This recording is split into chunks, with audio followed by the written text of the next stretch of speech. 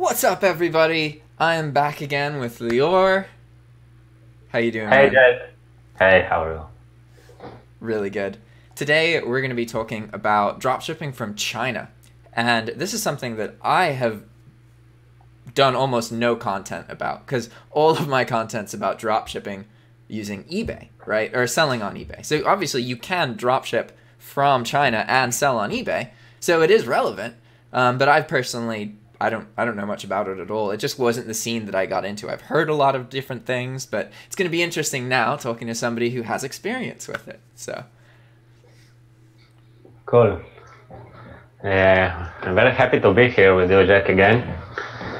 So, how do you want to start? About maybe do you have any questions, or we can just... yeah, so I looked over some of the other videos that we did, and there actually weren't there were comments, but not really any like specific questions, at least that I think that we should address in this video. There were like one or two, but they weren't super relevant, if that makes sense. Yeah. But so the main thing that we should communicate in this video is what the main differences are when you're dropshipping using a Chinese supplier versus a supplier in your own market. Like when you're selling in the US market and you're using Walmart as a supplier, you're selling into the same market, right? Whereas when you're getting product from China and selling it into the US, that's different. Yeah. Okay, no problem. So I think that what we can start is maybe from why China, maybe what is the pros and cons of working with China. Okay. So the first thing that actually most of the people I know, and that's why people go and start research about China dropshipping, is that when we work with the Chinese suppliers, we have much more possibility for profit because the products are much cheaper. Chinese are working with the big numbers soon. They try to sell more products with less profit. And this thing is very good for us as a dropshippers because we can get a lot of products for very cheap prices and then we can be very competitive on eBay. So I think this is the main difference between them. And that's one thing I want to bring up is that you may think that shipping from China would be very expensive because it's, you know, the other side of the world almost. But the reality is that there's so many shipments coming to and from China that it costs pennies for a Chinese person to add an additional product on something that's already going to the United States. The part that costs money is once you get to the end and you have to like get it delivered to a specific location in the United States. That part is more expensive. But when it comes to actually crossing the ocean and getting into the country, that's actually really, really cheap, which is one of the reasons that they're like Chinese products are so rampant everywhere in the world, right? Yeah, that's amazing because it's also opening you to sell for the worldwide and not only to the United States when you work with China, because they have a lot of shipping companies which are sending to the most of the world. So it's great for us. We even don't need to use the eBay Global Shipping Program because we can just send directly from China to any other place. That makes sense. Like normally on eBay, if you're using a source like Walmart as a dropshipper, Walmart will only ship into into the United States. So you can sell overseas by using a freight forwarder like GSP. So Walmart still ships the item into the United States. It's just that then somebody receives the item and sends it overseas. So when you're using a Chinese supplier, you don't need to use a freight forwarder. You can just offer international shipping directly because your supplier offers that. So therefore you can. Yeah, exactly. Because the global shipping program of eBay is very expensive. So a lot of people prefer to buy directly from China instead of buy from eBay because it's very expensive there with the global shipping program. I mean. Yeah. If you send directly to them, so it's much cheaper. Another very cool thing about Chinese suppliers is that most of them support dropshipping. What I mean, Usually, United States suppliers not supporting it. For example, Amazon don't support drop shipping. But Chinese suppliers know that you do drop shipping from them. You even can communicate with them and ask for better prices when you start to sell more products from them. So I think that's amazing because you can really get better prices from suppliers that you work with them. Yeah, that's very different than the United States experience, because most of the time people, maybe they put up with drop shipping, but you're gonna have problems. Like, it's not that simple. Yeah, exactly. Here you can even get a contract from them and supply it to eBay if eBay requests it. Yeah. So it's great. What more? Another thing is that we can be much more unique because a lot of people do drop shipping from Amazon for many years. Drop shipping from Chinese suppliers is something that's much more new in the world. Mm-hmm. So still not a lot of people doing it. Now much more people than, for example, 1 year ago. But it's still a huge market and a lot of products that we can sell. So I think it's great. Cashback, we also have a cashback from Chinese suppliers. We have it also from Amazon and Walmart, but on AliExpress it's from most of the products. So it's much... That's awesome. Yeah, it's awesome. But actually we speak only about the good things. I think that we should show people also the bad things of dropshipping from China, because they should know the both sides of it. Yeah. So I think that the first one is the language. Most of the Chinese don't have very good English. But we still can work with them because most of them know the professional English. So we can, most of them also use Google Translate or things like this. So we still can work with them. It's good. Yeah, it's a little bit more inconvenient. The communication is less smooth. Yeah, exactly. The customer service is not what we regular from Amazon. On Amazon, it's amazing. On China, for example, from AliExpress, it's less good than on Amazon. Mm-hmm. But we still can work with it, and we will show it, I think, on the next videos, which we will make together. And the two other things are long shipping time and the returns. The returns are much harder to China. But we will cover this also on the next videos, how to work with the returns, because there are still ways how to make it smart to not lose money. And about the shipping time, we just provide the shipping time which we put on our shipping policy on eBay. So it's also okay. We just more competitive on price, and a lot of Americans prefer still buy for cheaper price with longer shipping time. Sometimes it's fine for them. And this is something that's important to understand, is that when you're using Chinese suppliers, your products will take longer to arrive, and a lot of drop shippers will be like, "Oh, long shipping times is a huge problem." It's only a problem if you fail to communicate with your buyer when the item will actually arrive. If you say that it's going to take 1 week and it takes 2 or 3, they're not going to be very happy. But if you say it's going to take 2 or 3 weeks and it takes 2 or 3 weeks, it's a different story, right? It's really important that you accurately communicate the shipping time. As long as you communicate properly with your buyers, then there's always a profitable way to function. It's just a matter of, figuring out what that is. Yeah, because the buyer know when it will come. So if you if you promise something and just do it, so it's fine. Mm-hmm.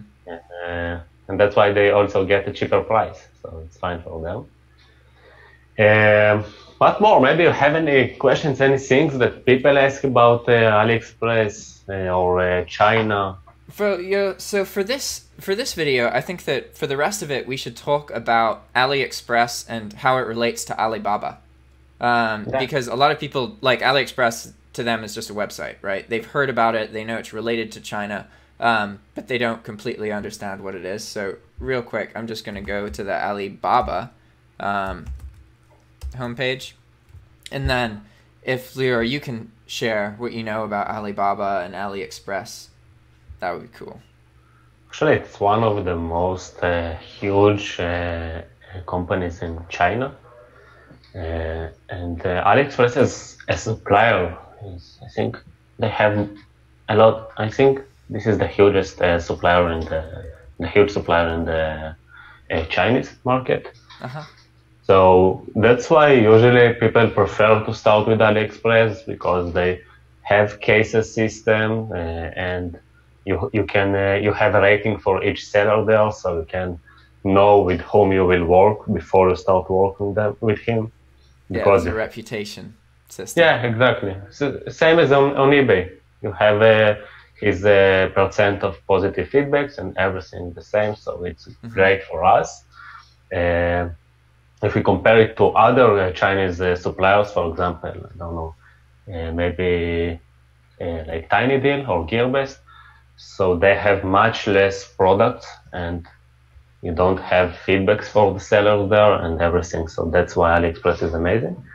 And again, it's the huge company on the China. So yeah. So my understanding is that Alibaba is the really big company, and the reason that it's so big is because it is Chinese wholesale. So a lot of actual retailers in the States will purchase wholesale amount of product from Alibaba. And that's the thing that you have to understand with Alibaba is that you don't really order one item and have it shipped to somebody with Alibaba. You order hundreds of items and then you resell them. They don't do like individual shipments on Alibaba. AliExpress is the individual shipment version of Alibaba. So they are like it's the same products that are available in bulk on Alibaba. Yeah, exactly. For example, if you will work with something like a private label or save the product in your own stocks on Amazon or in the United States, so yes, you will buy the stocks from Alibaba. But if you do dropships, so you will buy it from AliExpress because from there you can buy small quantities of products. Yeah, exactly. I think that we will go deeper to AliExpress on the next videos. No? Cool.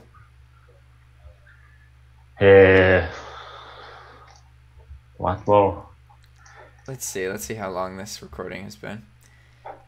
Alright, so this is 12 minutes so far, and let's see if we've covered the main points. The point here is to communicate to people that when you're picking a source for dropshipping, you can use a source in the same market, like, you know, if you're in the US, Walmart, whatever. If you're in the UK, then you have to use UK sources, right? Or you can use a Chinese source and ship overseas that way. So I guess one more thing to cover is, like, I don't have much experience doing this myself, so correct me if I'm wrong here, Lior, but my understanding is that it's more common for people to use Chinese suppliers for websites like Shopify and personal websites that they bring traffic to and private labeling products for Amazon FBA than it is for people to use AliExpress on eBay, right? Is that, would you say that more people use AliExpress on eBay or more people use AliExpress on Shopify? What do you think? So actually that's what I wanted to add now, that now a lot of people use AliExpress on eBay also because the huge competition that we have from Amazon or Walmart. So that's why a lot of people started work with AliExpress and it became very popular.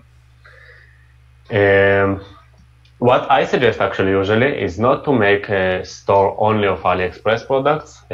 Usually we will build a store of like a combination of Chinese suppliers and Amazon, for example. So we can give a great service with the Amazon product and upload bulk uploads because it's very easy for us to communicate with Amazon. Yeah. And on the Chinese suppliers, we will make more profit because they are much cheaper for us and it's much easier to be competitive there.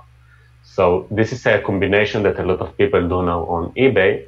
But yes, before this, most of AliExpress sellers work with Shopify or Amazon. But now on eBay also, because of the huge competition. So there's one thing that comes to mind that we should talk about now is the concept of white label products. Is that something you feel you can explain to the audience? I didn't work with it.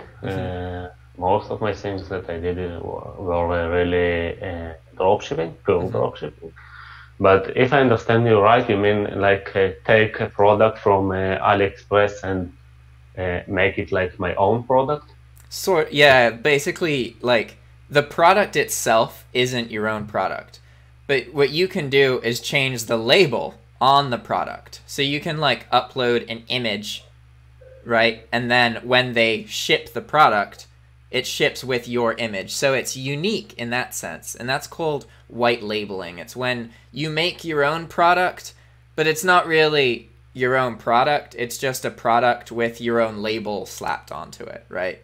And then there are ways to monetize that just because other people don't have the identical thing you have, right? But that's normally something that doesn't become more profitable until you're able to generate like your own traffic. Like say that a celebrity or something has some kind of like if they open a Shopify store, they earn money. It's easy for them because they're so well known.